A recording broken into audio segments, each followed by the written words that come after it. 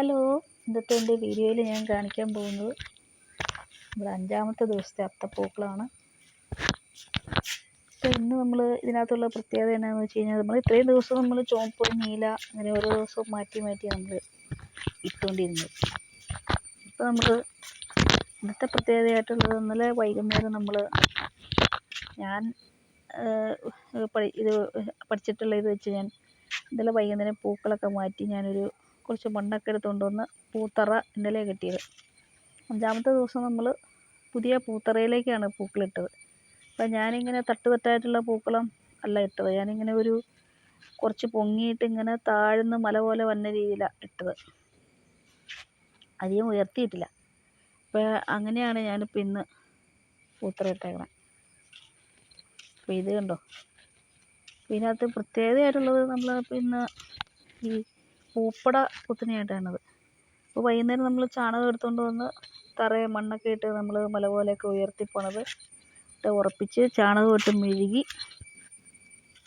എന്നിട്ട് നമ്മളത് തല്ലി ഉറപ്പിച്ച് ചാണകം ഇട്ടൊക്കെ മെഴുകിയിട്ട് നമ്മൾ അത് മൂടി മഴ നനയാതൊക്കെ വെച്ചിട്ട് രാവിലെ എഴുന്നേറ്റ് അത് നല്ല വൃത്തിയായിട്ട് അടിച്ച് ഭംഗിയായിട്ട് അതിൻ്റെ എല്ലാം വൃത്തിയാക്കി, എന്നിട്ട് പിന്നെ നമ്മൾ വീണ്ടും ഈ വാഴയുടെ പിണ്ടി വെട്ടിക്കൊണ്ട് വന്ന് അതിനകത്ത് നമ്മൾ പൂപ്പട കുത്തുന്നത്. ആ ഒരു ഇതാണ് നമ്മൾ കാണുന്നത്.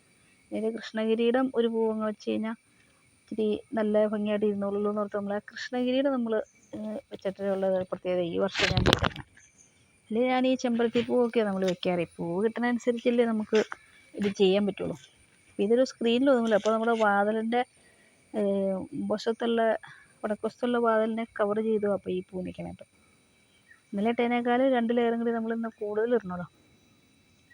ഇതിനകത്ത് വെന്തിപ്പൂ, സർപ്പഗന്ധിയുടെ കായ്, സർപ്പഗന്ധിയുടെ പൂക്കൾ, പിന്നെ ജമന്തിപ്പൂ, പിന്നെ പേരറിയാൻ പാടില്ലാത്ത കുറച്ച് ചെടികളുണ്ട്. കയ്യാലപ്പച്ച, കോസ്മസ്, റോസാപ്പൂ, മുക്കുറ്റി, ചുവന്ന വെന്തിപ്പൂ, പിന്നെ സൈക്കിൾ പൂവ്, നമ്പ്യാർ വട്ടം, പിന്നെ അതിൻ്റെ കൂടെ നമ്മൾ കുറച്ച് ഈ ശംഖുപുഷ്പം കിട്ടിയായിരുന്നു, അത് ഇട്ടു.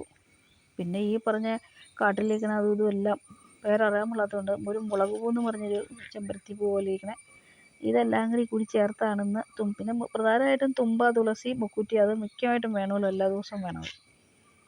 ഇങ്ങനെ ഇപ്പം നമ്മൾ അങ്ങനെ 5-ാമത്തെ ദിവസമായി ഇപ്പം. അപ്പോൾ ഇത് ഇവിടെ നമ്മൾ ഈ വീഡിയോയിൽ കാണുന്നതിനേക്കാളും നല്ല ഒരു ചെളുമയുണ്ട് ഇവിടെ നമ്മൾ നേരിട്ട് നോക്കുമ്പോൾ. ഇത് നമ്മൾ നോക്കുമ്പോൾ നമുക്കൊരു അത്ര കണ്ട് ഭംഗി തോന്നിക്കണില്ല.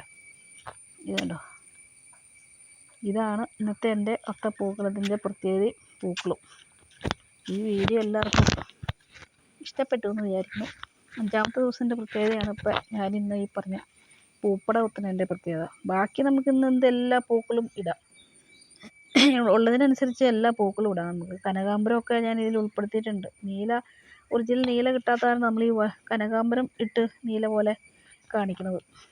പിന്നെ ചുവന്ന പൂ 3-ാമത്തെ ദിവസം, 4-ാമത്തെ ദിവസം നീല, 5-ാമത്തെ ദിവസം പൂപ്പടയാണ് പ്രത്യേകിച്ച് വിറ്റിയേക്കണേ. അപ്പം അങ്ങനെ എൻ്റെ എല്ലാ വീഡിയോ ഇഷ്ടപ്പെട്ടു എന്ന് വിചാരിക്കുന്നു. എല്ലാവർക്കും ഓക്കെ.